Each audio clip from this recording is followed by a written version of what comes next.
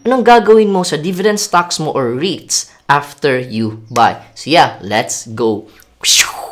Hi guys, Yuplo here, and I got this question from Vincent. Sabi niya dito, pa-content po sir sa REITs, kung ano ang gagawin or dapat ba i-monitor daily kasi wala akong napansin na vlog explanation kung anong gagawin after investing in REITs. Kailan pwede mag-end or anong gagawin sa investment or sa invest kung ayaw na pwede bang makuha yung amount na invested from the start.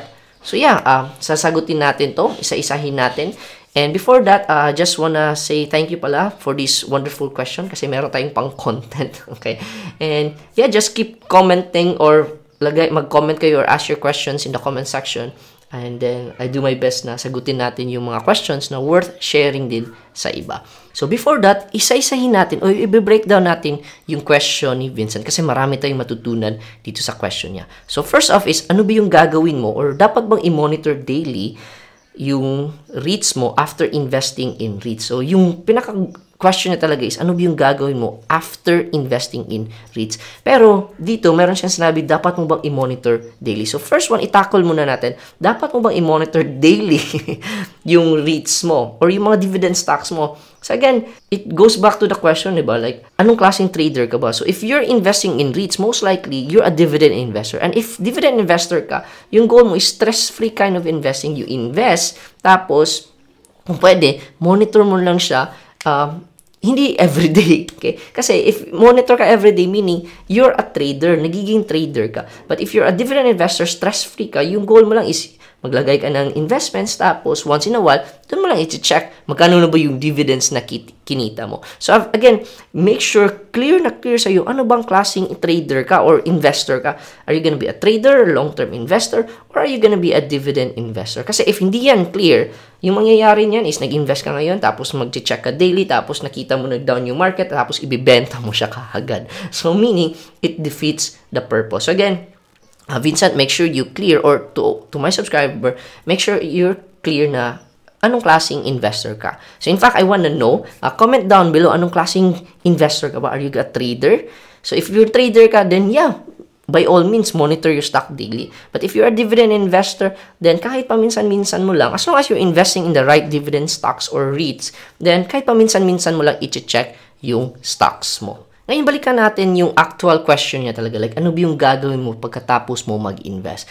So, first thing is, yung as dividend investor, yung gagawin na lang natin, di ba, is mag-invest, tapos we just wait for the dividend. So, yun lang. So, as a dividend investor, ideally, yun yung gagawin mo. Mag-invest ka, and then just wait for the dividends. So, harvest mo lang yung dividends mo. However, before that talaga, para very clear sa'yo na yung goal mo is, kung pwede, dapat may goal ka. Very clear sa'yo yung goal mo. Dapat may target amount ka na i-hit. So, let's say, for example, in one of my videos, I shared doon, paying your bills through dividends. So, if you haven't checked that out, you can check out a link down in the description. Check out yung link. Paying your bills. Para paano mo ba maging libre yung Meralco mo, yung tubig mo, yung internet bill mo, through dividend stocks. So, kinumpute natin doon. Let's say, for example, if I remember it correctly, parang around 2 million siguro para maging libre na lahat. Malibre na yung kuryente, yung tubig, tsaka yung internet. So, may target amount ka na in mind. So, yung goal mo is you invest regularly para ma-hit mo yung target amount mo. So again, very important before you go into dividend investing, dapat may target ka talaga. And once meron ka ng target, then mas clear sa'yo ano ba yung goal mo, ano ba yung goal na gagawin mo after you buy yung REIT, which is to invest regularly. So yan yung first thing na kailangan mong gawin. After buying your dividend stocks or yung REITs mo, you invest regularly. So ako personally, I just invest on a regular basis or regardless of the price. As long as alam ko na what I'm investing is a good REIT, then makakatulog ako at night. So, that's the first thing you need to do is to invest regularly. The second thing you need to do naman is, ganito, is to reinvest or kumurot ka sa dividends mo. So, again, as a dividend investor, invest ka lang. You don't need to monitor daily. And you just wait for the dividends. So, normally kapag REITs, they do it on a quarterly basis. So, every quarter, nagbibigay sila ng dividends. So, what you do, during dividend harvest time, okay? So, what you do is you reinvest yung mga dividends mo. Meaning, may matatanggap ka na dividends, bili ka ulit ng dividend stocks para mag-compound yung yung investments mo para mas mabilis mo makuha yung target capital or goal mo. And then at the same time, paminsan-minsan, kumurot ka rin to enjoy your dividends. Kasi again, dividend investing can be very boring. And minsan kapag nabobore tayo, okay, hindi natin na-enjoy yung process, a lot of times magki-quit tayo. We're gonna sell our stocks and punta tayo sa different opportunity na mas mabilis. Example ng crypto, di ba? Mabilis kang kumita, mabilis ka rin na mawala ng pera. Okay?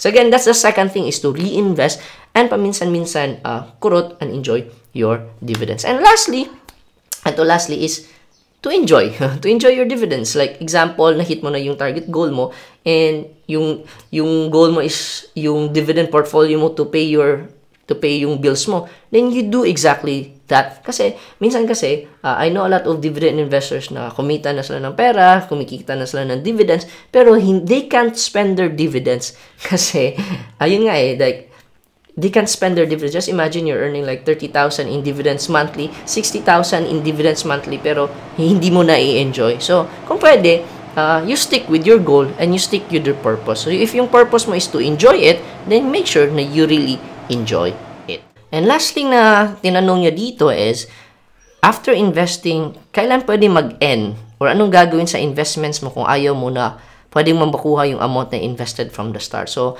basically, like, isi-sell niya yung stocks niya or REITs. So, yeah, you can actually sell your stocks anytime. Anytime na gusto mong kunin yung capital mo. Since it's in the stock market, it's liquid, you can sell it anytime. Compared mo with traditional na may real estate property ka talaga, maghahanap ka pa ng buyer, marami pa mga processes and whatnot. So, medyo hassle talaga siya. Compared with REITs or dividend stocks, you can just easily sell it anytime in the stock market. Pero again, balikan natin in question, like, if you're a dividend investor, why would you sell an income-producing asset? So, parang ganito yung analogy ko. It's like, having REITs, having dividend stocks is like owning a rental property, di ba? So, yung rental property, let's say nag-capital ka ng 5 million, so may rental property ka na. So, hindi mo naman i-check yan daily, yung magkano yung price niya in the market, di ba? So, kasi in rental property, yung real estate, pwedeng tumaas yung value na next year, pwede din bumaba yung value this year, parang ganun. So, kapag ayaw mo na yung property, ibibenta mo yung property. Hindi naman ganun, di ba? Or actually, ganun yun if ayaw mo na yung property. But if you're owning a rental property, it means yung habol mo is cash flow. Di ba? Yung habol mo is cash flow.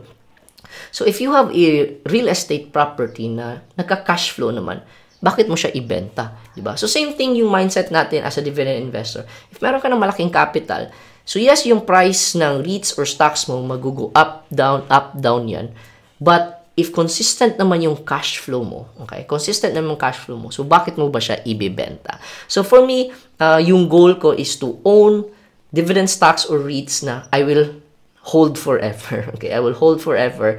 Kung saan, as long as nagbibigay siya ng regular cash flow, then makakatulog ako at night. So yan yung mindset ko as a dividend investor. I'm owning income-producing assets na in fact, I can even pass down to my future generations sa mga anak ko para sila, yung i-harvest na lang nila is yung dividends. So yeah, I hope nasagot ko yung questions nyo. Like, by the time you buy a dividend stocks or REITs, ano ba yung gagawin after? However, yan talaga yung mga questions na nare-receive ko if hindi talaga clear sa iyo what is the mindset or ano ba yung values of a dividend investor. So kapag hindi clear sa iyo yung pagiging dividend investor, nahahaluan talaga yan ng mindset of a trader. So nahahaluan siya ng mindset of a trader. So instead of dividend investing, stress-free, hindi mo siya monitor on a regular basis, kapag mahaluan ka ng trader mindset, you're gonna be checking yung stocks mo on a daily basis. Tapos, gusto mo na siyang ibenta, hindi ka pa nga nag-invest, di ba? So yun yung mga questions na you'll be asking if hindi clear sa you what is really a dividend investor. So, yan yung one of the mistakes in dividend investing. So, if ikaw, you wanna avoid itong mga normal dividend investing mistakes, I actually have a video. You can check out this next video kung saan dito I shared yung mga top dividend investing traps or mistakes. Most mga newbies when it comes to dividend investing, ito yung ginagawa nila. So, if you want to avoid itong mga dividend investing mistakes, make sure you check this video out. So yeah, go ahead and check out this next video and I'll see you there.